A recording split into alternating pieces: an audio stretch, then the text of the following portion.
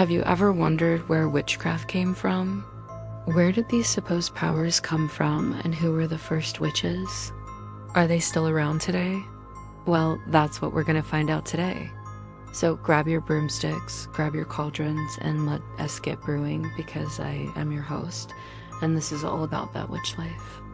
There are actually quite a few documented accounts of where witchcraft began.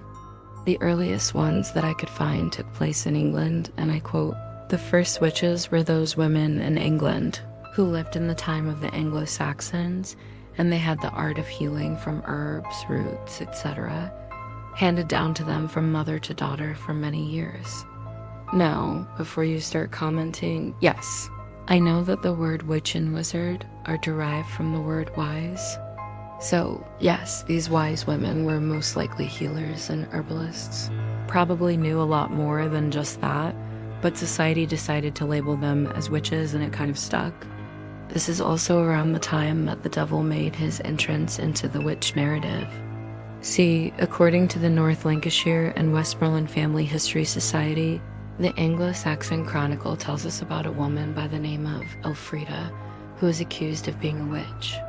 And if her name sounds familiar, you might be picking up what I'm putting down. That's right.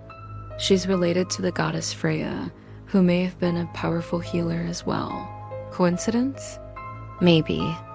But given the fact that many pagan traditions were incorporated into the formation of modern witchcraft, I think it's pretty safe to say that there are definitely some connections there, but let's keep going back. There are actually a few more accounts that I want to share with you. According to an account written by Reginald Scott in 1584, the first witch that he knew of was a man named Hugh Draper. Now, mind you, this is way before the Salem witch trials, so we don't exactly know what happened to him, but Scott claims that Draper was charged with being a witch, was sent to prison, and eventually banished from the country. Now, why was he banned? Well, allegedly, he claimed to have seen the devil at the top of Salisbury Cathedral when it was only 3/4 built, and that he offered Draper a book that would make him a powerful sorcerer. Now, naturally, Draper refused, and the devil threw a fit and left.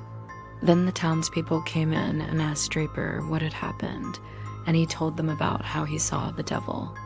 Of course, they didn't believe him, and they threw him in jail. Eventually, they let him go, but they banished him from town. So yeah, maybe don't refuse gifts from the devil, just saying. Another account comes to us from a pamphlet printed in 1619 called The Discovery of the Fraud and Lies of Witches and Witchcraft, which states that the first witch was a woman named Mother Demdike, who lived near Pendle Hill in Lancashire. And as I'm sure you can imagine, she was no stranger to the authorities, having been fined several times for things like cursing people and for having the devil dance at her house. Now, that last bit is, of course, referring to the ritual that young witches were accused of performing, which involved dancing naked around a fire while holding hands. And then after that, they would run into the forest and leave the fire unattended. So it would go out, because if a fire burned all night long and was not allowed to go out, it was thought that the devil would take notice and become quite pleased. And when he was pleased, he would grant their wishes. Now, if their wishes involved harming another person, then they were seen as a malicious witch and would be tried and punished accordingly. So yes, back in the day, you could technically be a good witch or an evil witch, depending on what you wanted.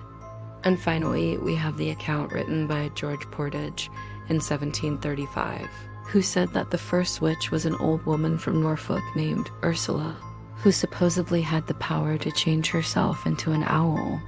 However, she was killed when a lintel fell on her head. Ironic. So yeah, there you have it. Those are just a few of the very first witches and where their powers came from. Of course, there are many more stories and accounts out there. So if you know of any others, please feel free to share them below. And as always, thank you so much for watching, and I'll see you next time. Bye.